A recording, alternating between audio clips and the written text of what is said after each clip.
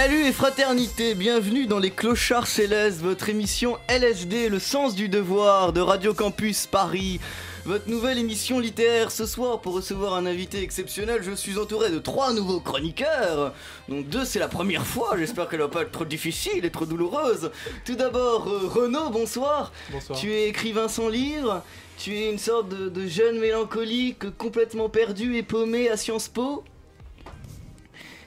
Merci pour cette intervention qui sera à l'image de ton émission.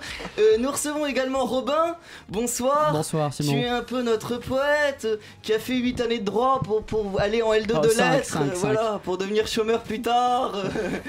Avec conviction. Hein. Voilà, tout à fait. Et notre dernier, professeur Lucien, bonsoir. Bonsoir Simon. Vous êtes professeur d'histoire. S'il vous plaît. Oui. Voilà, mais vos étudiants vous ont refusé. Ou en tout cas, vous êtes en disponibilité actuellement. Ils m'ont sifflé, donc je suis parti. Je vais leur dire des conneries, vous m'écouterez à la radio. Voilà, vous pouvez martyriser vos élèves à la radio. Absolument. Où les châtiments corporels sont encouragés. Heureusement autorisés, voilà. oui. Notre invité ce soir, mesdames, messieurs, c'est Steven Sampson. Bonsoir. Bonsoir. Steven Sampson, vous êtes critique littéraire. Vous êtes le seul ici sans doute à avoir fait de grandes études, car vous êtes diplômé de Harvard et de Columbia. Oui. On est tous très impressionnés. Oui, il faut pas. Hein. C'est Harvard. C'est difficile à rentrer une fois dedans, c'est très facile. On glande. Le truc, c'est d'accumuler un carnet d'adresses. Ah. D'ailleurs, Facebook est issu de Harvard, comme vous savez, sans doute. Et quand moi j'étais à Harvard entre 75 et 79, il y avait ce livre qu'on appelait The Facebook, comme on voit dans le film. Je ne sais pas si vous avez vu The Social Network. Et c'était en fait le surnom parce que c'était un livre que l'université donnait tous les ans avec des photos et une petite biographie de chaque étudiant. Et on appelait ça The Facebook parce qu'il y avait des photos, mais c'était très léger. Mais c'était, d'une certaine mesure, c'est vraiment le clé d'Harvard parce qu'en effet, c'était un carnet d'adresses et ça a donné Facebook, la boîte, la grande multinationale d'aujourd'hui. Mais alors, est-ce que c'est parce que quand on a accumulé ce carnet d'adresses aux États-Unis, on quitte les États-Unis parce que vous êtes venu à Paris? Oui, mais une fois qu'on a atteint le sommet, quel que soit le domaine, je pense qu'on s'ennuie vite. Donc, Voilà. Et alors, en France, vous êtes critique littéraire, vous avez écrit dans Le Monde, l'Atelier du roman, Causeur, La Quinzaine littéraire, L'Arche. Chaque semaine, vous faites une chronique sur RCJ où vous présentez l'origine d'un mot. Oui. Je crois que c'est le mercredi. Oui, c'est ça. Ça s'appelle le mot du jour. C'est pas exactement l'origine, c'est une définition un peu farfelue ou personnelle. Moi, c'est plutôt farfelu. Donc, chaque mot, c'est comme un prétexte de faire une sorte de riff jazzy sur le mot avec un flou d'association propre à moi. Et alors, Steven Sampson, on vous reçoit ce soir pour un livre qui s'appelle Moi, Philippe Roth, qui vient de sortir chez Pierre-Guillaume Deroux. Et toute cette émission, on va parler de ce livre sur Philippe Roth. Et alors, déjà, première question, vous êtes de langue américaine et vous avez décidé d'écrire en français. Et vous dites, je ne pensais qu'un écrivain ne pouvait écrire qu'en français. Oui. Pourquoi? Pour moi, la langue américaine était toujours une langue morte, une langue artificielle, vide, plate, chiante, si je peux dire de façon vulgaire. Moi, comme il y a des gens qui pensent qu'ils sont des garçons dans le corps d'une fille ou des filles dans le corps d'un garçon, moi, dans mon esprit, j'étais un juif russe dans le corps d'un Américain. Ouais. Et donc, et puis ma mère, je pense que la première berceuse qui m'a chanté, c'était Frère Jacques. Ouais. Donc, et mes parents étaient très francophiles. Et mon père s'appelait Bernard Jérôme, on prononçait à l'américaine, mais bon. Donc j'ai grandi dans cet endroit de la France et donc pour moi il y avait deux vraies langues, le yiddish et le français. Et le français était tout ce qui était savoir-vivre, érotisme, gastronomie, mode, femme, raffinement. Et voilà, ça c'est la vraie langue, quoi. Bon, il y a plein d'expressions. La France vue d'Amérique. Voilà, voilà, exactement. Il y a 24 ans, vous arrivez en France. Oui. Et alors, vous me racontiez en micro, vous avez une carrière avant aux États-Unis qui vous ennuyait mortellement. Oui, c'est ça. C'était dans l'édition à New York, mais c'était très hiérarchique. C'était une grande boîte, donc j'avais mon petit rôle, ma petite niche. Oui. On aurait dû dégraisser, on aurait dû me virer, mais j'ai gagné très bien ma vie et je servais strictement rien et on m'aimait bien. C'est un peu le sauvage avec Yves Montand, votre vie, non? Et Paris, votre île déserte où vous partez en quittant votre grande boîte, non? Exactement. C'était un petit peu ça. Alors, et surtout, pourquoi venir à Paris? Vous disiez, je pensais qu'on ne pouvait être écrivain qu'à Paris. Oui, mais les deux grandes inspirations, bizarrement, n'étaient pas Philippe Roth. Il y avait d'une part Ernest Hemingway avec son roman Le Soleil se lève aussi, qui m'a rendu fou quand j'étais adolescent. Et ensuite, Tropique de concert de Henry Miller, que j'ai lu quand j'avais 22 ans. Et pour moi, Donc, l'écriture, la vie du romancier et Paris, tout ça allait ensemble. Alors vous avez fait 2 thèses sur Philippe Roth et ensuite ce roman sur Philippe Roth dont on va parler. Mais tout d'abord pour nos jeunes auditeurs qui auraient le malheur de nous écouter et d'être choqués à vie, voilà, de voir des attentats à la pudeur, on va se demander qui est Philippe Roth. Most important person to me. VIP. Bienvenue à Paris. Duty free. Just him and me. VIP. Professeur Lucien, qui est Philippe Roth? Je tombe de très haut puisque je découvre que vous appelez Stephen Thompson et vous parlez de la vie de Stephen Thompson. Or, quand on m'a envoyé le bouquin, j'avais cru qu'on allait recevoir Philippe Roth. Assez surprenant d'ailleurs, parce que Philippe Roth, alors je lis moi Philippe Roth, c'est bien ce qui est intitulé votre bouquin. Vous avez les mots. Oui, c'est mon plus que là enregistré. Je pensais que vous étiez mort cette année, je crois, le 28 mai 2018, publié en Pléiade, et surtout un écrivain favori pour nos chers profs d'anglais. Vous savez que... puisque vous correspondez à la plupart des thèmes qui leur sont chers. Alors c'est bien sûr les campus de Nouvelle-Angleterre que nos chers profs d'anglais au collège ou au lycée auraient aimé faire et qui n'ont jamais fait. C'est l'Homérique à justice, de l'injustice, de l'oppression des minorités, la fresque inoubliable de Forrest Gump ou de Rosa Parks. C'est le destin politique fabuleux et invraisemblable de l'Amérique, de Kennedy à Nixon ou à Trump. C'est bien sûr le destin d'un immigré, comme vous l'avez rappelé, petit juif de la classe moyenne américaine de Brooklyn. Newark. De New York, oui. Newark. Newark. C'est l'autre côté de Hudson, voilà. On va quitter le cours de prononciation. Voilà. Alors, et bien sûr, vous rappelez quand même le profil du prof d'anglais moyen. C'est-à-dire que ce sont des gens qui souvent ne vous apprennent pas grand-chose, mais qui sont intéressants. Je ne sais pas si vous avez jamais appris l'anglais qu'un prof d'anglais. Moi, je ne me rappelle pas avoir appris grand-chose, parce que vous êtes, Philippe Roth, tout à fait herméneutique. C'est-à-dire qu'on ne comprend absolument rien à vos romans. En tout cas, c'est ce qui m'est arrivé avec des romans comme La Tâche, on va pouvoir en reparler. Vous êtes aussi tortueux, hermétique, vous êtes évidemment très féminin. C'est-à-dire vous oscillez entre le profil de la mère abusive, c'est souvent le cas des profs d'anglais féminines pour ceux qui se rappellent, ou alors de la mère tortionnaire, celle qui est intransigeante avec les tableaux de verbes irréguliers et leur nombre de colonnes, celle qui est intransigeante avec tout ce qui relève de l'apprentissage. Donc une dualité chez Philippe Roth que l'on retrouve dans le corps même du professeur d'anglais, à travers ses fétiches littéraires et bien sûr par lequel Philippe Roth, on le sait, entre en littérature en 1953 avec son fameux roman Portnoy. On pourrait bien sûr accumuler les clichés sur moi, Philippe Roth, mais peut-être laissons la parole à l'expert plutôt qu'au non-initié qui ne connaît que Philippe Roth que par un certain nombre d'images d'Épinal, monsieur Stephen Thompson. Donc maintenant chez Stephen Thompson ou toujours Philippe Roth?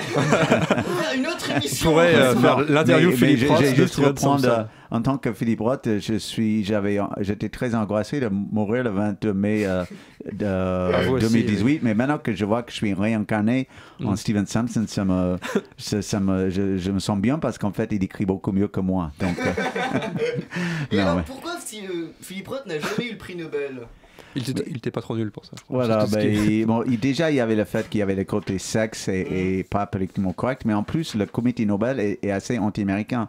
Le chef du comité l'a avoué lui-même il y a quelques années, il a dit que les écrivains américains sont trop retournés sur eux-mêmes. Et le dernier, John Steinbeck, il a gagné le prix en 62. Depuis, le seul écrivain, si on compte pas Bob Dylan, qui est un chanteur, le seul américain d'avoir gagné le prix depuis John Steinbeck en 62, c'est Toni Morrison, qui avait 2 avantages. Elle était black, elle est black, elle est noire, et donc elle était perçue comme justice d'être d'une minorité, et donc elle ne représentait pas cette Amérique impérialiste et majoritaire et dominante. D'ailleurs, Philippe Roth, êtes-vous misogyne? Mais déjà, moi, Philippe Roth, en fait, c'est pas moi qui me prends pour Philippe Roth, c'est mon héros, mon narrateur. On va en parler. Oui, d'accord, ok. Oui, excusez-moi, mais le narrateur fait une thèse, est fan de Philippe Roth, vit à Paris, entre Paris et New York, je crois, donc il y a tout lieu de penser parce que ça ressemble assez à l'auteur. C'est vrai. Alors, est-ce que... moi, j'aime les femmes d'abord comme objet sexuel. Alors, est-ce que ça me fait de moi quelqu'un de misogyne? Voilà. Je crois que l'émission va nous être coupée sans fin. Alors, il y a un homonyme en français qui s'appelle le macho, justement. Voilà, c'est ça, voilà. Non, sans blaguer, je pense qu'il y avait dans ma démarche, dans ma venue en France, cette idée qu'il y avait quelque chose, une sorte de rapport à la séduction très latin que m'a toujours séduit avec l'Italie, la France. Et je trouve qu'on trouve ça chez Philippe Roth. Il est peut-être un écrivain plutôt européen par rapport à la moyenne des Américains. Ouais, mais c'est pas assez étonnant parce qu'il avait soutenu Mia Fry contre Woody Allen.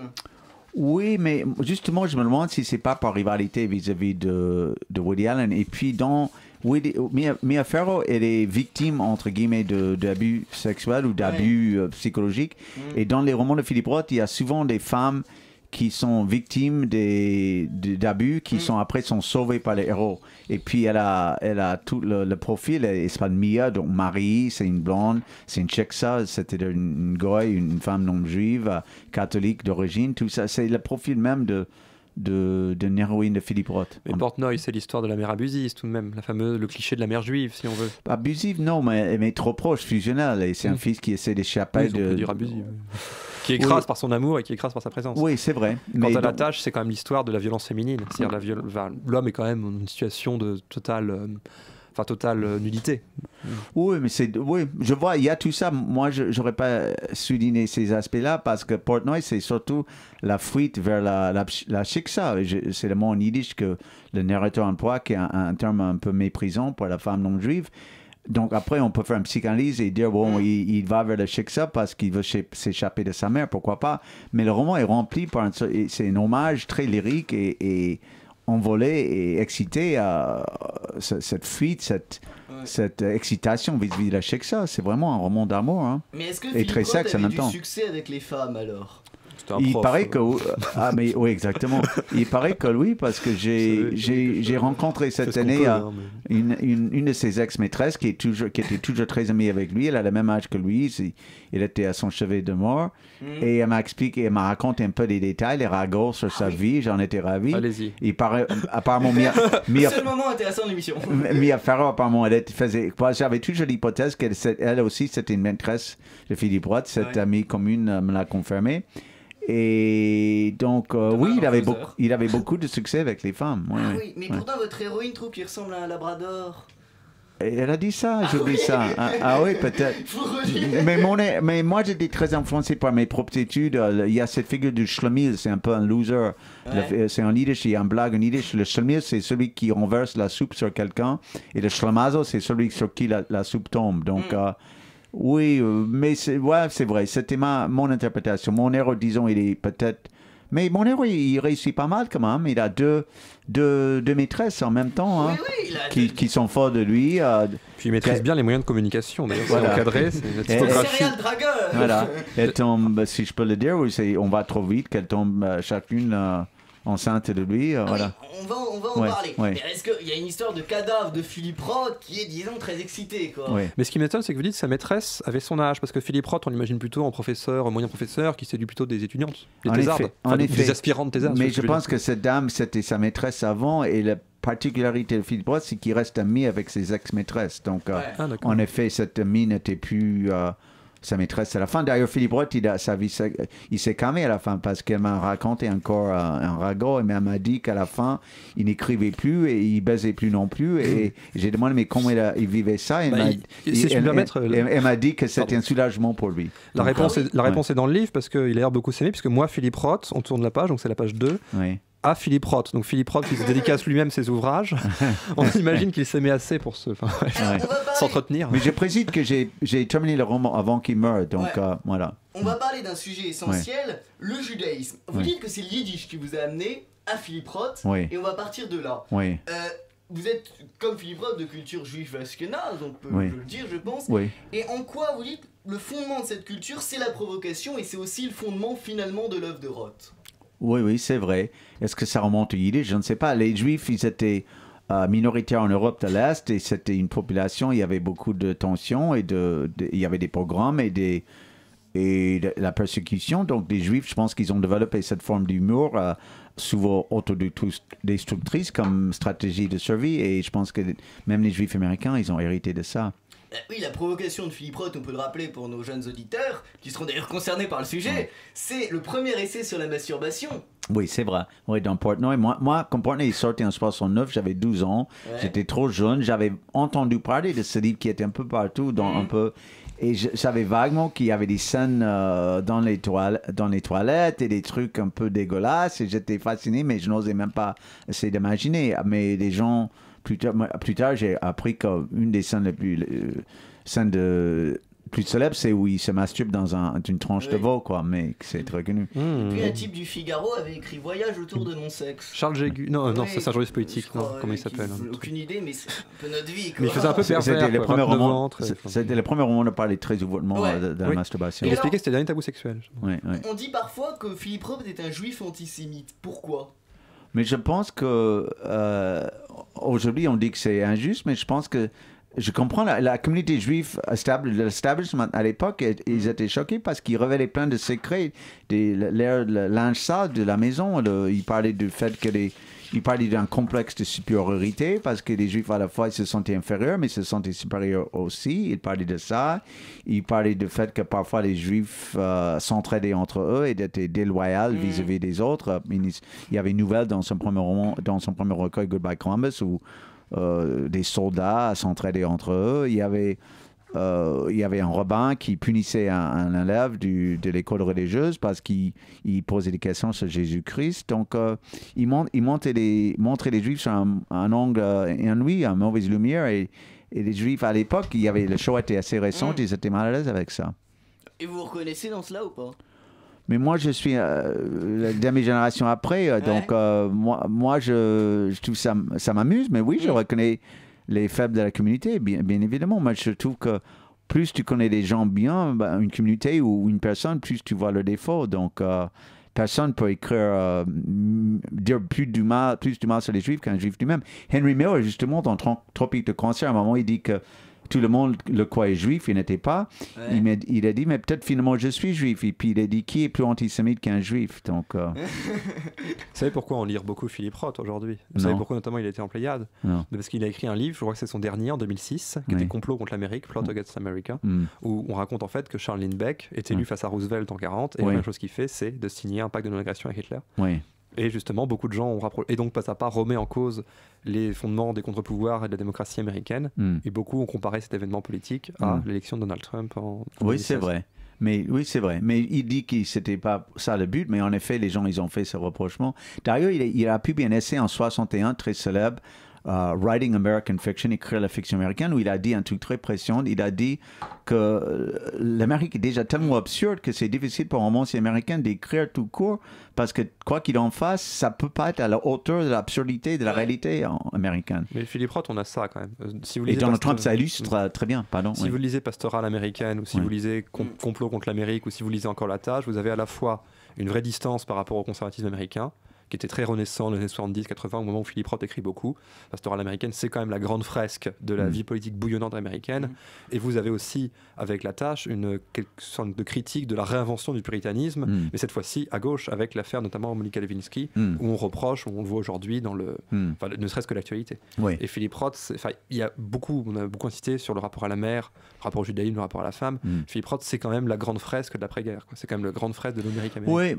Oui, mais c'est le Philippe Roth qu'on lit en France, c'est le Philippe Roth tardif, parce que Pasteur américain, il avait 65 ans lorsqu'il a publié ça, et après il y avait La Tâche, et J'ai épousé une communiste, Le complot contre le mec. C'est pas ce Philippe Roth-là que moi j'aime, j'aime le Philippe Roth d'avant, moi, on l'a critiqué d'être nombraliste et narcissique, et pas suffisamment engagé et militant. Pour moi, le roman n'est pas un lieu où on est censé être engagé ou militant. Je veux dire qu'il y a vraiment de l'engagement, mais en tout cas, il y a une fascination pour la fresque politique de l'après-guerre, si vous voulez. C'est vraiment ça, c'est ce qu'on retient beaucoup en France. Il y a le succès de Forrest Gump, il y a le succès de Philippe Roth. Oui, je suis d'accord, mais je pense que c'est pas ce Roth-là qui va survivre dans un siècle. Parce que c'est vrai que oui, ne serait-ce que la narration est franchement historique. C'est un peu dégénéré, ça Je sais, mais quand tu lis bien, en fait, il y a une bonne partie la partie la plus intéressante du roman et même pas là, même dans ces romans-là, parce que chacun finalement sa vraie couleur va sortir. Et le vrai Roth, c'est ailleurs, c'est pas dans la politique, à mon avis. Certainement, oui, certainement. Mais ne serait-ce qu'une vision totalisante de l'histoire. Du reste, si vous lisez La Tâche, alors je profite que vous soyez là parce que vous êtes un expert de Roth, puisque je crains de n'avoir pas compris ce roman. Je crois que c'est un professeur noir qui se fait accuser de racisme. Ça n'a aucun sens. C'est ironique. En fait, il est noir, voilà, mais il se fait passer pour blanc, et donc du coup. Comment il fait-il? C'est un roman fantastique alors? Il se fait passer pour blanc? Non, parce qu'en fait, il a utilisé un terme polysémique. Spooks, j'oublie comment on a traduit ça en spectre, un truc comme ça en français, mais c'est un terme qui pourrait dire dans une connotation démodée, fantôme, quelqu'un qui n'est plus là, mais puisque justement c'était une connotation démodée, personne ne lui accordait ce sens-là, et parce qu'aussi c'est une connotation raciste, et donc c'est ça qu'on lui a attribué. D'ailleurs, vous l'avez rencontré, Philippe Roth, pour ses 80 ans, vous lui avez parlé en yiddish et il vous a dit c'est toi le type qui me cherche partout. Ouais, c'est ça. Moi, on a fait le queue, c'était la fête de ses 80 ans à la bibliothèque municipale de Newark.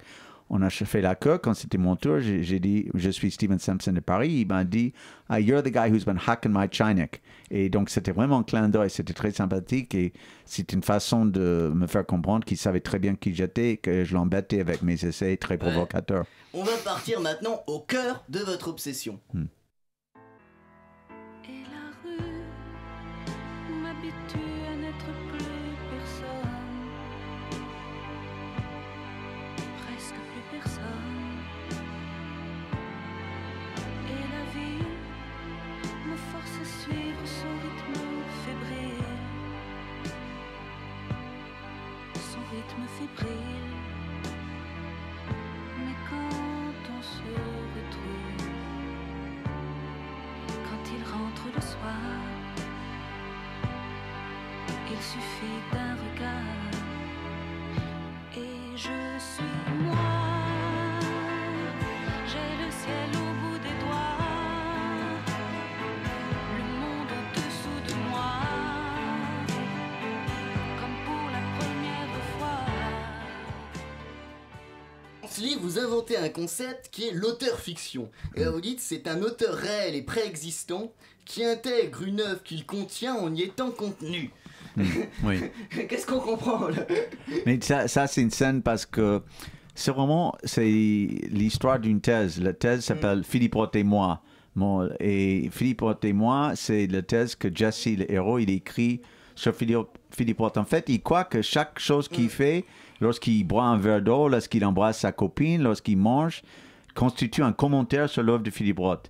Et donc, parce qu'il est habité par Philippe Roth, il croit être Philippe Roth, d'où le titre. Et donc, quand il explique sa thèse à son directeur, il dit c'est l'auteur-fiction parce que Roth, en fait, il croit que sa thèse, c'est une sorte d'extension du domaine de l'œuvre de Philippe Roth.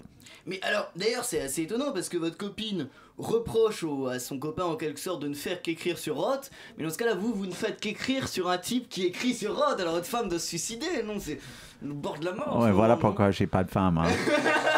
Donc, si vous avez des auditrices, je suis un cœur à prendre. Hein. On va mettre une petite annonce 3615. Donnez votre 06. Voilà. D'ailleurs, c'est très amusant parce que vous appelez souvent le Roth par il dans le livre. Il y a un côté un peu Voldemort, celui dont on ne peut pas prononcer le nom. Est-ce que c'est un peu le Voldemort de votre vie, Philippe Roth? Mais à la fois, je me sentais proche de Roth, donc je pourrais écrire comme lui, mais c'est vrai, les fantômes sont très présents dans son œuvre. C'est pour ça que c'était un roman où j'ai écrit avec mon inconscient, parce que je me sentais suffisamment proche à lui que va savoir si ça venait de moi ou de lui. Les fantômes, je me sens proche des fantômes et lui aussi. Mais d'ailleurs, il y a presque un côté, on pourrait se demander, Roth a-t-il existé? Est-ce que vous avez écrit un roman négationniste de Philippe Roth? Oui, c'est vrai, je m'approprie de Philippe Roth en tout cas. Donc, je m'approprie. Je pense que c'est pour ça, peut-être que certains gens dans son cercle n'aimeraient pas ce roman, c'est possible. Mais d'ailleurs, Renaud, vous qui êtes caution auditeur ce soir, est-ce que vous avez jamais eu cette impression-là quand on s'intéresse trop à un auteur, qu'à un moment on ne sait plus vraiment si c'est une image, un avatar, une idée de notre esprit, ou s'il existe vraiment en quelque sorte? Non, jamais. Ah. Thierry et Robin, tu n'as jamais eu cette impression-là? L'idée est un petit peu confuse. Pouvez-vous répéter, s'il vous plaît?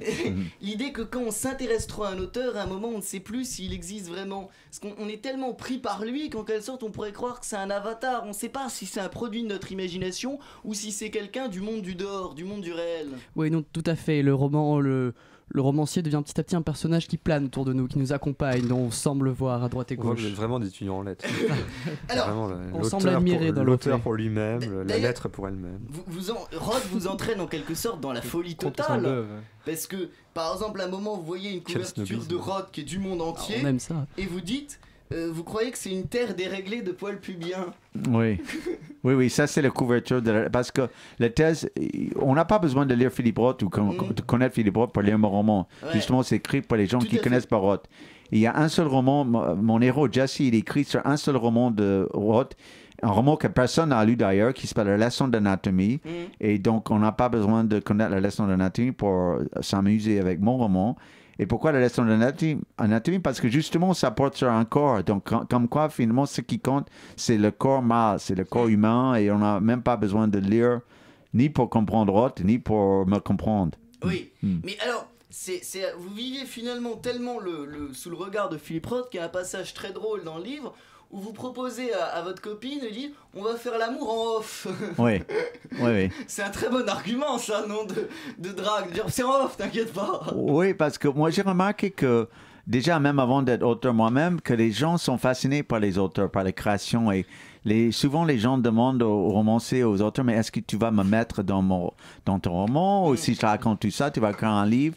Et donc, dans moi, Philippe Roth, il y a une sorte de parallèle entre la vraie vie et la vie qui est racontée. De son point de vue, moi, Philippe Roth est très pertinent pour notre époque parce qu'aujourd'hui, chaque geste qu'on fait, tout de suite, on fait une selfie, on fait une vidéo, on voit un bouquet de fleurs, on voit un plat dans un restaurant devant nous et tout de suite, on prend une photo.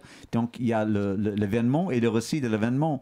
Alors, mon roman, même si je déteste les selfies, je déteste les réseaux sociaux en général, je suis fasciné par cette idée de ce qu'on va faire de notre vie, transformer notre vie en un récit. Vivre en Roth, c'est vivre en Ruth, en fait. Oui. Excusez-moi. Alors, il y a un film qui m'a rappelé votre roman et qui rejoint tout à fait cette idée, qui est un film merveilleux de François Ozon, qui s'appelle Dans la maison. Je ne sais pas si vous l'avez vu. Non, j'ai pas vu. Et qui raconte une histoire d'un... Non, c'est un très bon film. Qui a un enfant qui doit écrire un roman et qui va s'inspirer d'amis à lui chez qui il va devoir travailler pour écrire son roman. Et finalement, on ne sait plus si c'est le réel qui influence la fiction ou si c'est la fiction qui influence le réel. Parce qu'il va provoquer des scènes chez gens pour influencer son roman, et de la même manière, son roman va influencer la vie de ces gens. Oui, c'est ça. Est-ce que c'est pas tout à fait le centre de votre livre? Très similaire, très similaire. Mais en même temps, il y a un clin d'œil à Roth parce que la héroïne, Marie, il y a une question, est-ce qu'elle existe vraiment ou est-ce que c'est juste une création de Jesse? C'est son étudiante, il la rencontre à la Sorbonne parce qu'elle assiste, parce qu'il est doctorant, il écrit une thèse sur Roth, mais en même temps, il donne un cours sur Roth, sur la leçon d'anatomie, dans l'amphithéâtre Richelieu à la Sorbonne. Et là-bas, il rencontre Marie, qui est son étudiante. Qui n'a aucun lien avec Marie Serre. Non, et même si elle m'a inspiré un peu.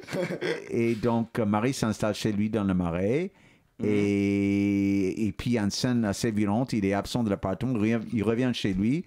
Et tous les fiches de sa thèse ont disparu. 5 ans de travail disparu. Et il y a un petit post-it à côté de la fenêtre qui lui donne des indications pour le chemin à suivre.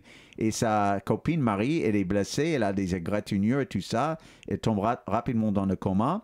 On se demande qui l'a fait. Est-ce que c'est Philippe Roth qui l'a fait? Et puis, peu de temps après, il se trouve qu'elle est enceinte.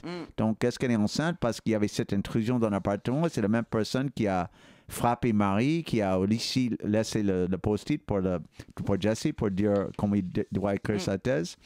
Donc, et puis finalement, on se demande si Marie existe vraiment ou si c'est pas juste une création de Jesse. Et Philippe Roth, il a déjà fait ça dans son œuvre lui aussi. Mais d'ailleurs, quand à un moment, Marie tombe enceinte et vous dites, mais est-ce que je peux intégrer sa grossesse à mon livre? Est-ce que je dois supprimer son personnage, au fond? C'est ça, oui. Il s'inquiète parce que finalement, son texte lui importe plus que sa vie. Chaque fois que quelque chose arrive, il se demande, mais est-ce que ça vaut la peine d'être mis dans mon livre ou pas? En fait, c'est quelqu'un de très calculateur et très...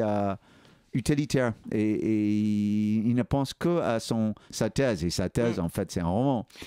Et est-ce que l'apothéose finalement de cette mélange entre réel et fiction, c'est quand vous avez mis la dernière touche à votre livre, Roth est mort? Oui, c'était incroyable. Hein? D'ailleurs, mon ami Roland Jacquard, il a dit que j'avais tué Roth. Hein? C'est vrai, c'est incroyable. Il avait vu la couverture parce que cette amie commune, l'ex-maîtresse de Roth, j'avais envoyé l'icône, la photo de la couverture par email à elle. Elle avait transmis à Roth. Et puis, il attendait mon livre. Puis, il est mort et j'étais triste. Hein? Je voulais vraiment avoir sa réaction. Donc, j'ai demandé à cette amie commune, Barbara, j'ai dit, mais c'est vraiment, je suis navré. Je voulais savoir qu'est-ce que Roth il aurait pensé. Il m'a dit, c'est mieux comme ça. Vous savez, il m'a dit, les écrivains sont très jaloux entre eux. Et si jamais Roth il avait lu votre livre, d'ailleurs, il lisait pas le français, mais il avait une amie journaliste à New York, au New Yorker, le magazine de New Yorker, qui lui lisait les romans en français. Il m'a dit, si jamais Roth il avait lu votre livre, et après, quand on lui avait demandé, mais comment vous avez trouvé moi, Philip Roth, Stephen Sampson, il aurait dit un truc genre, oh, ce machin-là. Donc, elle m'a dit, c'est mieux comme ça qu'il n'a pas lu. Ah oui. Bon, maintenant, on va parler du cœur de votre livre, c'est-à-dire la thèse, et ça va nous amener à parler de l'université.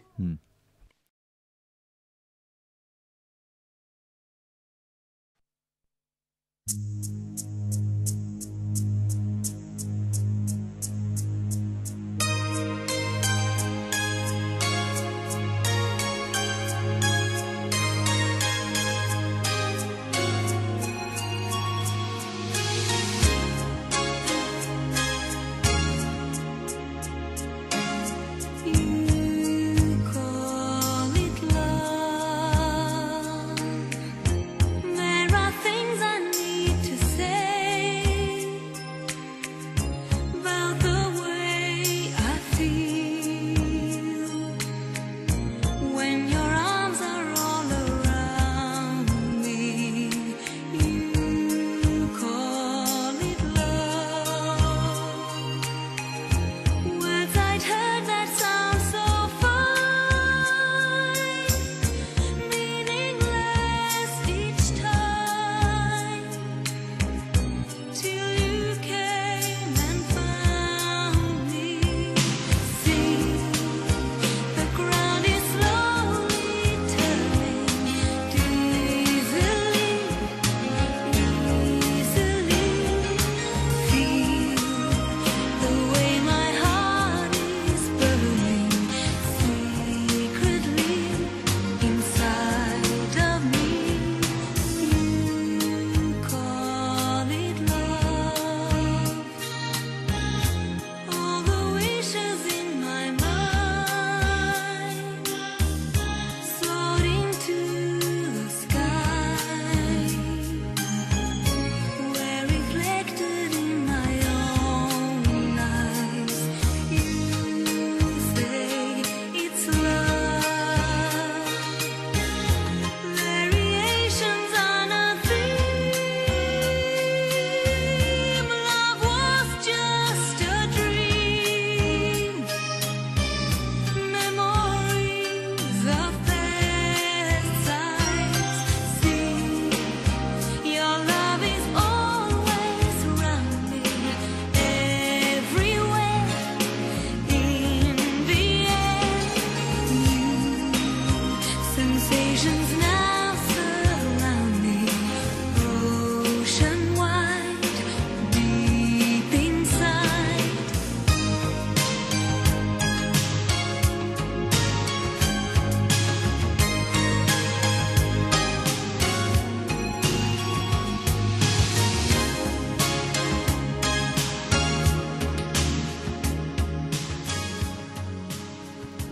Alors, on va parler de votre bébé dans ce livre, qui est votre thèse, et c'est absolument génial, parce que votre thèse est exactement, mais point par point, le contraire de tout ce que demande l'université française. En effet. Alors, est-ce que il y a une part de vérité dans cette idée de thèse? Est-ce que votre thèse aussi était un peu folle dingue, ou c'est totalement inventé, ça? Oui, deux choses. D'abord, j'ai toujours été frappé par l'expérience du vide. Dès mon enfance, je sentais un vide en moi. C'était lié à déjà la langue américaine. C'est pour ça, entre autres, que je crée en français. Je pensais que le français était une langue pleine. Et dans ma thèse, ma vraie thèse, j'avais parlé de l'expérience juive américaine comme une expérience de vide, parce qu'on connaît des gens comme moi, on connaît presque rien de l'hébreu, rien de l'yiddish, rien des rites, de l'histoire de notre peuple et tout ça. On se sent très juif, mais en fait, c'est une identité vide. Et j'ai senti ça chez Roth. Et de même pour une thèse universitaire, pour moi, c'est un travail assez artificiel. J'ai fait une thèse dans la vraie vie, j'en parle même pas parce que c'est trop ennuyeux. Mais je trouve que les étudiants qui font des thèses, en fait, ils aiment un auteur, ils trouvent un truc à dire, ils vont parler de Hegel ou ils vont parler de Foucault ou de Derrida. Ils prennent une grille de lecture et puis le roman devient une sorte de prétexte pour parler de Derrida ou parler de Foucault ou parler de Barthes, parce que sinon, qu'est-ce qu'on peut dire? Alors que si Philippe Roth, il avait voulu écrire un essai comme Barthes ou comme Foucault, il aurait écrit un essai comme Barthes ou Foucault. Il a écrit des romans. D'ailleurs, les romanciers eux-mêmes, ils disent jamais des thèses écrites sur leur livre, quoi. C'est incompréhensible. Donc j'ai fait ça, j'ai prouvé que j'en étais capable, et après j'ai dit ça suffit. Et donc c'est vrai, la thèse dans ce roman, c'est très cynique, hein, c'est juste... une antithèse. Voilà, mais en même temps, il y a un aspect christique aussi, parce que le Christ, il arrive et il dit, bon, maintenant, on peut se dispenser de l'Ancien Testament, parce que j'accomplis moi-même, dans ma venue, dans mon corps, j'accomplis la promesse. Alors, Jesse, c'est un peu ça aussi, il accomplit lui-même, c'est Philippe Roth lui-même un peu, sa seule activité, sa seule existence constitue un commentaire sur l'œuvre de Philippe Roth. Mais est-ce que c'est presque est-ce qu'il y a un côté manifeste dans ce livre? Est-ce que vous dites les thèses en France devraient pouvoir laisser plus de place à la vie de l'auteur, etc., ou pas du tout? Mais encore une fois, si moi j'avais voulu écrire un essai sur le système universitaire, j'aurais écrit cet essai, et de toute façon, personne ne m'aurait écouté. Si jamais c'est ça mon objectif, alors j'ai plus de chance à percer avec ce roman.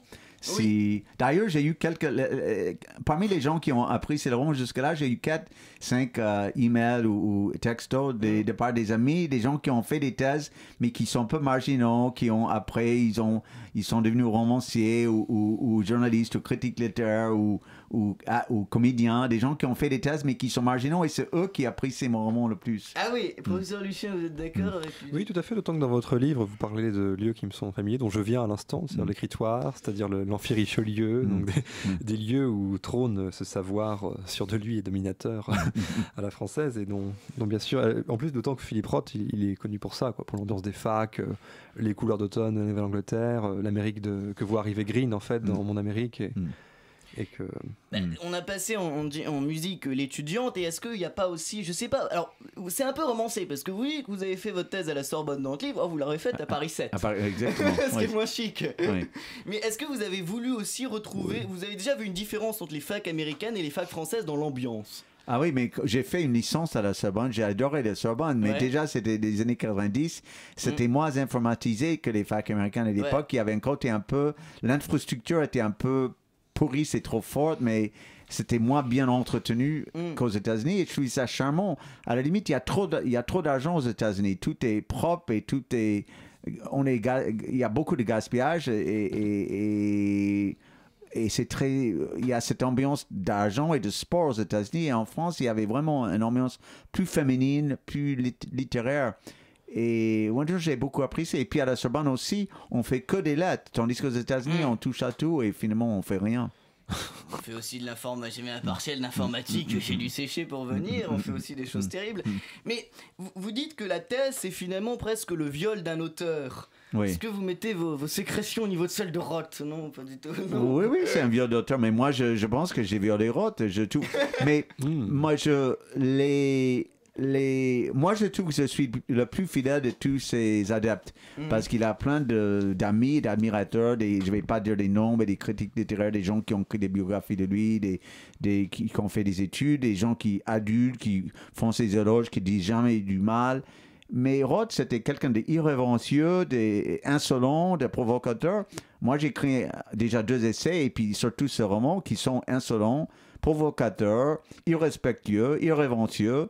Quelle meilleure façon de montrer ta fidélité à ton maître, à ton père, que d'être comme ça? Tous les grands œuvres littéraires, que je pense à Shakespeare, Henri IV, Henri V, Henry IV, Henry V, les véritables relations d'amour entre père et fils, c'est des relations conflictuelles, sinon c'est mièvre, c'est faux. D'ailleurs, Robin, toi tu as écrit un mémoire, non? Tout à fait, oui. Est-ce que tu as eu l'impression que la façon dont tu as pondu ton mémoire était un avortement ou un accouchement? Non, c'est un avortement en 7 jours précipité, la tête la première. Très précipité au niveau du rythme, en effet, oui. C'est tout au dernier moment, bien sûr. On mûrit l'idée, on en parle gaiement autour de verre, et puis quand il faut s'y mettre, on repousse. Le temps arrive et on le fait d'un coup d'une seule traite. Donc non, c'était un avortement qui a eu un bon résultat au demeurant. Et vous, alors, est-ce que, d'ailleurs, votre thèse... Qu'est-ce qui était le plus l'avortement, le thèse ou même ce livre que nous avons entre les mains?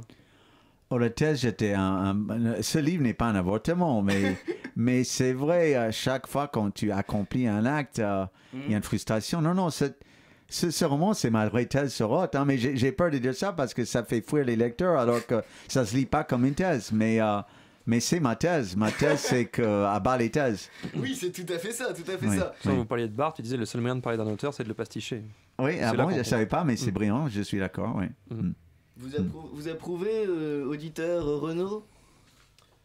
Je souscris sans condition. Merveilleux. Oui, c'est bien. Oui, c'est On bien. a Bien dit. on a même un jingle sur les bébés. Parce que contre les bébés, on va le passer.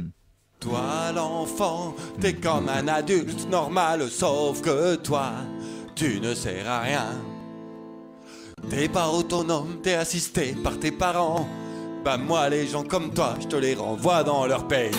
Les enfants, ça sert à rien. Faut les brûler, comme au Brésil. Et tous les jours, tu nous fais des petits dessins, des petits bonhommes. Ça va nous amener à parler du thème central de votre livre qui est les rapports hommes-femmes. Eh bien. Que ça dirait bien.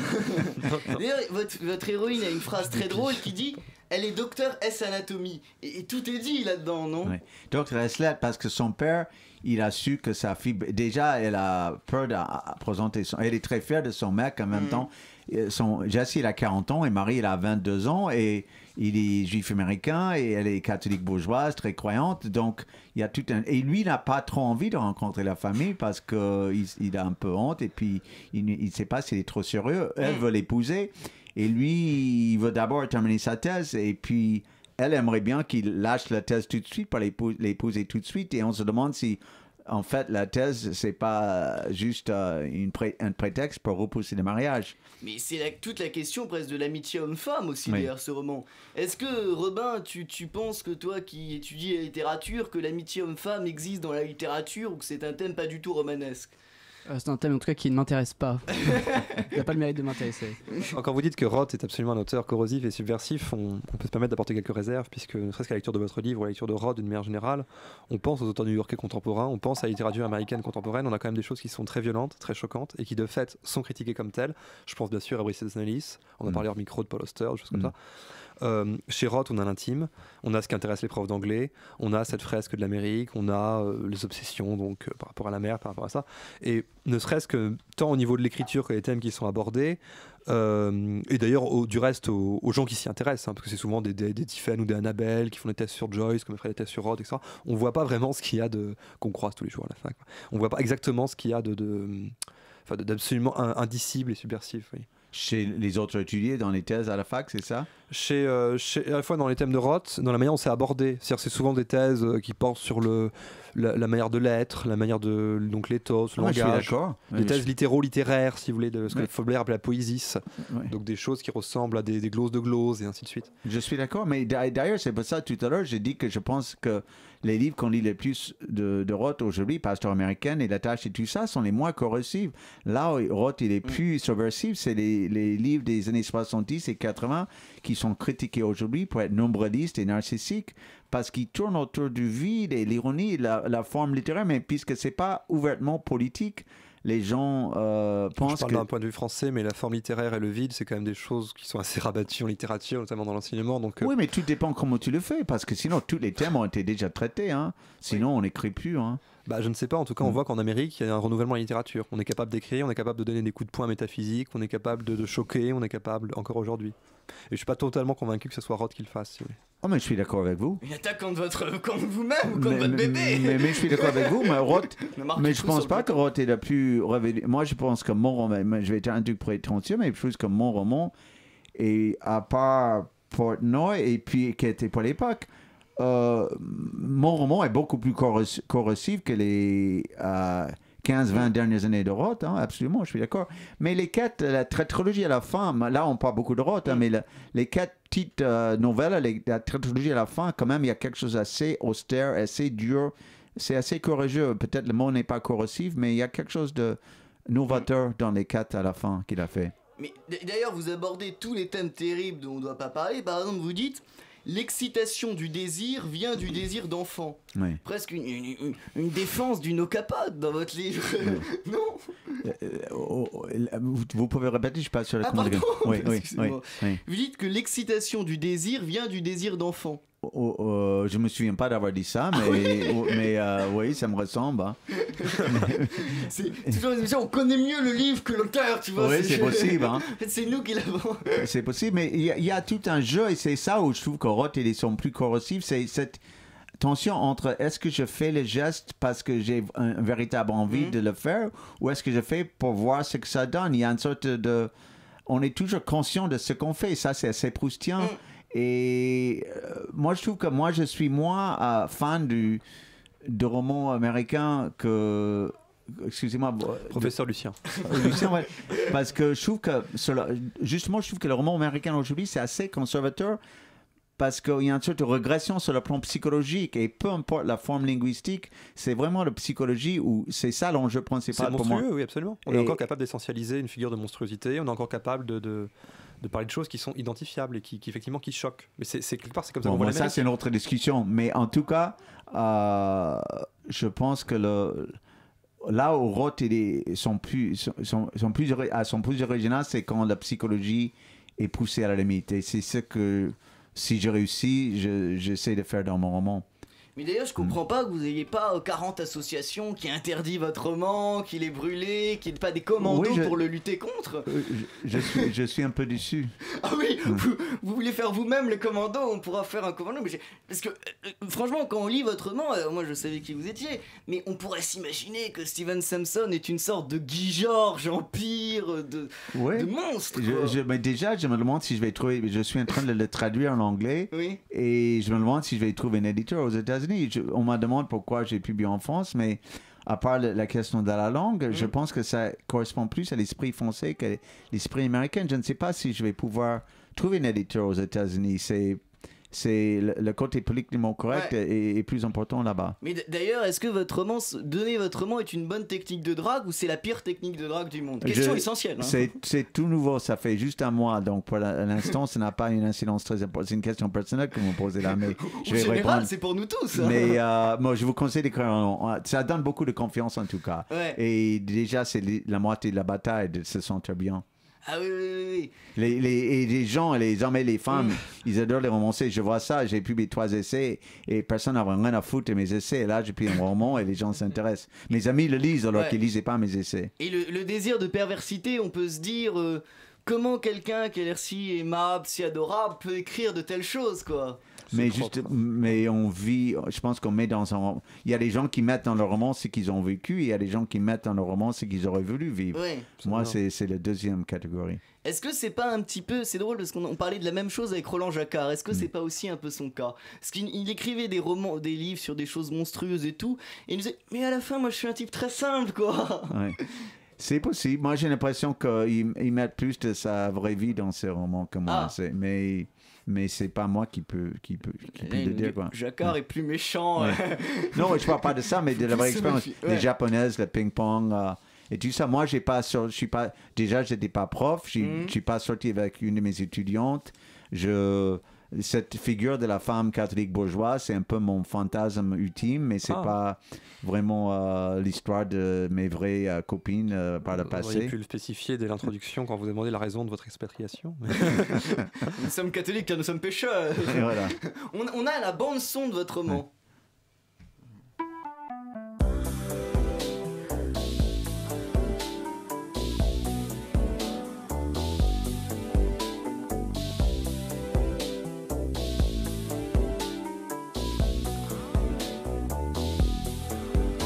C'est aussi un roman sur le fait de comment un grand intellectuel, et c'est une question je pense très importante, comment un grand intellectuel comme Roth peut être dérangé par une jeune nymphette qui n'a rien compris, qui n'a rien lu, et qui va finalement peut-être bouleverser toute son œuvre alors que c'est personne, quoi. Oui, mais est-ce que vous parlez de Roth ou de Jesse, mon héros? Des deux. Mais est-ce que Roth est un intellectuel et est-ce que Jesse c'est un intellectuel? C'est une question qui se pose. Il y a une scène dans le roman où il est, parce que Maury il est dans le coma pendant 10 jours à la Salpêtrière. Ouais. Il y a un médecin qui a un réanimateur qui s'appelle Dr. Ben Salam. Après, lorsqu'elle est éveillée, elle devient amie avec le Dr. Ben Salam. Jesse est un peu énervé parce que c'est comme un rival. Elle organise un dîner chez eux dans le marais et Ben Salam vient et Ben Salam dit à Marie, vous devriez être heureuse, vous avez votre copain, il est brillantissime, il écrit une thèse, il est américain et tout ça. Et il dit, mais tu parles, il n'est pas brillantissime de tout, c'est pas un intellectuel. Est-ce qu'il y a toujours cette tension dans la culture juive américaine entre l'intellectualisme et l'anti-intellectualisme? Tu vois ça chez Bellow où il y a la figure du criminel et la figure de l'intellectuel. Tu vois ça chez Woody Allen dans un film comme Coup de feu sur Broadway. Et tu vois ça chez Roth. Et en général, l'intellectuel juif donne raison au non-intellectuel. Après, on peut dire, oui, mais ça c'est sa forme d'intellectualisme, c'est l'ironie. Je suis pas convaincu. Il faut être un intellectuel pour défendre le non-intellectualisme. Peut-être. Voilà. Oui. Il faut avoir lu toute la littérature française pour pouvoir s'intéresser au baby-foot, au catch ou au pétoman, non? Peut-être. Si seulement ça pouvait être vrai. On prend une population plus cultivée. Il y avait le correspondant du New Yorker à Paris il y a quelques années, il disait que la différence entre un intellectuel américain et un intellectuel français, c'est que l'intellectuel américain s'intéresse au sport et pas l'intellectuel français. Donc ça change peut-être. Mais est-ce qu'un jeune... il y a des passages assez osés, parce que par exemple vous écrivez en langage SMS. Est-ce qu'un jeune de 20 ans, on va demander à notre ami Renaud, qui peut-être écrira un roman, oserait écrire en langage SMS? Est-ce qu'il ne faut pas être Steven Sampson pour pouvoir oser écrire en langage SMS, non? Accord de dialogue, j'imagine, et de l'œuvre qu'on veut faire. Pour ma part, ça veut dire non. C'est encore assez flou. Et Robin, est-ce que tu penses qu'il faut pas avoir par exemple publié 2 thèses sur Roth et là, avoir pour oser écrire un roman en partie en langage SMS? Est-ce que toi t'oserais à ton âge? Oui, non, mais c'est une forme qu'on exploite. Il va pas écrire une thèse ou pas. Il n'y a pas de prétention dans le roman. Pour moi, c'est la liberté. Si c'est réussi magistralement, bien sûr. Vous auriez pu textoter le roman à Pierre-Guillaume Deroux pour l'écrire. Oui, c'est vrai. Tous les jours. C'est vrai. Mais il y avait aussi une inspiration talmudique parce que je ne sais pas si vous avez regardé une page du Talmud, mais il y a le texte au centre et puis il y a des textes autour. Il y a la Bible au milieu et puis il y a les commentaires au fil des siècles tout autour. Donc j'étais toujours fasciné par la présentation des typographies différentes. Et l'idée d'un commentaire sur un texte et un commentaire sur un commentaire. Et donc, le SMS, c'est comme une sorte de texte à part, presque un commentaire sur les événements et inversement. Tout à fait, non mais c'est exactement ça. Et même, il y a des polices différentes dans votre livre. Il y a des choses en gras. Est-ce que, au fond, votre livre n'est pas un objet à part entière? C'est-à-dire que souvent les livres, on pourrait les avoir dans toute forme. Le texte, on le met, on l'imprime, on le regarde sur Internet. Vous, le livre est un objet. C'est-à-dire tout ce qui compose le livre, la graphie, la forme, l'objet en lui-même est finalement le Mais merci, centre. C'était l'objet, donc merci. Vous avez senti ça, j'ai réussi pour vous. Hein. Voilà. C'est exactement... Et d'ailleurs, quand j'ai vu la couverture que mon éditeur Pierre-Guillaume Deroux a proposé, j'étais ravi parce que j'avais même pas songé à ça, mais je trouve que ça correspond parfaitement à l'esprit du livre. Oui, c'est tout à fait ça. Qui est, parce qu'on a l'antenne. Alors, qui est alors décrivez-nous la couverture. C'est un jeu très compliqué, c'est le jeu à 1000 francs. Moi, je trouve ça, vous êtes peut-être plus fort que moi je trouve ça assez pop. Il y a une couleur vert électrique avec des lettres presque informatiques. Il y a un côté pop, un côté des années 60. Néon. Factory. Néon, voilà, Néon Factory. Dans ta gueule, provocateur, excessif. Voilà. Oui, c'est exactement ça. Et il y a l'idée, il y a une phrase que je vais citer, on va voir ce que vous vient de dire. Saviez-vous que vous aviez de vrais fans, Phil, pas juste des midinettes impressionnés par vos numéros de juifs cultivés et intellectuels, dispensateurs de la leçon sur la politique et l'Amérique? Oui, parce que Jesse, il écrit des lettres à Philippe Roth. Il n'a jamais rencontré Roth, même s'il croit qu'il est Roth. Donc, il envoie des lettres à Philippe Roth, à son agent, à Andrew Wiley à New York, comme moi, je l'ai fait dans la vraie vie. Et il dit tout ça. Il y a une sorte de présomption de proximité. C'est encore ce côté fusionnel. Il s'adresse à lui, il l'appelle Phil au lieu de Philippe. Et il est fou, quoi. Il est un peu fou, mais comme on peut être lorsqu'on aime quelqu'un à fond. Ouais. Oui, c'est ça. Vous avez trompé toutes vos femmes avec Philippe Roth, en fait, non? Mais c'est ce qu'elle dit à un moment. Oui, c'est elle, dit, tout à fait. elle dit à ses parents, il ne pense qu'à Philippe Roth du matin au soir. Elle dit que je suis furieuse contre Roth parce que Roth, il m'a piqué mon mec. Marie dit ça, il m'a piqué mon Et mec. est-ce que cet amour est pas d'autant plus fort qu'il est désexualisé? Exactement, mais j'ai une amie, la femme, d'ailleurs c'est la femme de mon ami Serge Costa, que je remercie à la fin du livre, qui m'a beaucoup aidé à trouver un éditeur, et elle a dit un jour que pour elle, tous les hommes sont homosexuels, et elle veut dire par là, pas sur le plan érotique, mais que finalement c'est l'amour masculin qui importe le plus entre hommes, plus que le désir sexuel pour une femme, et je pense qu'il y a du vrai dans ça. Oui, l'admiration qui serait la forme suprême de l'amour, Voilà, finalement, non? c'est ça. Cela. Et en tout cas, c'est ce que Jesse il éprouve pour Philippe Roth, cet amour homosexuel à but non physique. Hein, Peut-être tout simplement que l'amitié est plus fort que l'amour. Voilà, exactement. L'amour passe, C'est ce et que l'amitié Montaigne reste. et la Boétie Voilà. avaient postulé, tout à fait. On a une référence très intellectuelle, là. Genre, on va mettre Bien ça- sûr. tu- Montaigne, sur l'amitié avec la Boétie, Oui. entretenait que l'amitié était beaucoup plus puissante que l'amour homme-femme. Oui, Vous traduisez oui, comment? oui. Parce que c'était lui, parce que c'était moi en anglais. Voilà, c'est ça. Vous pourriez nous le dire? Oui, comme En on dit, anglais. because it's him, because it's me. Ah, d'accord. On a plus que 2 autres temps. Ça m'a rappelé un peu votre livre. Peut-être vous allez dire que c'est une catastrophe, mais ça m'a rappelé un peu le film Minuit à Paris de Woody Allen. Oui, moi j'adore. Les Français, ils n'ont pas aimé ce film, moi j'ai adoré. Oui. Ah oui. Oui, Et oui. il y a un truc génial dans ce film, et je vais vite, c'est tout a toujours été mieux avant. En fait, le type va dans les années C'est 50, ça. on dit c'est mieux les années 30. Dans les années 30, on dit c'est mieux les années 10. Voilà. Oui, c'est l'autre truc, c'est il y a les événements et les commentaires sur les événements. Donc il écrit le roman et Hemingway il est là, il y a un va-et-vient entre le fait et le reportage du fait. Ouais, tout à fait. Et il y a une phrase de Philippe Murex, et tout a toujours été irrespirable. Est-ce que c'est un peu. Je connaissais pas cette phrase, mais j'aime beaucoup Philippe Murray. Peut-être qu'elle est apocryphe. Peut-être qu'elle a été inventée Du reste, ce c'est moment. tout à fait, enfin, c'est un utopie de la littérature américaine, l'idée de nation déchue, qui a tué sa pureté originelle, sa wilderness, et qui s'est civilisé jusqu'à devenir. Qui dit ça? Je veux dire, c'est présent dans beaucoup de romans américains. Oui. Monsieur Collin est un fan de Babbitt de Wyndham Lewis. On a tué la mère, quoi, effectivement, pour rester dans Roth. Et dans... Mais ici, c'est plutôt on a tué le père, quoi. Ouais. Mais on va ouvrir, on est ici à côté de la place des Vosges, on va ouvrir sur des belles notes. On parle dans votre livre du Pont-Marie, c'est toute une mythologie parisienne. Pont-Marie qui est un endroit incroyable à Paris, parce que on voit toutes les fenêtres du Quai Bourbon, et moi j'ai habité Quai Bourbon, et on voit chaque fenêtre comme un roman finalement. Et en plus c'est des romans bourgeois, c'est des romans de gens avec des drames et tout, voilà. C'est très charmant, et ça m'a rappelé ça.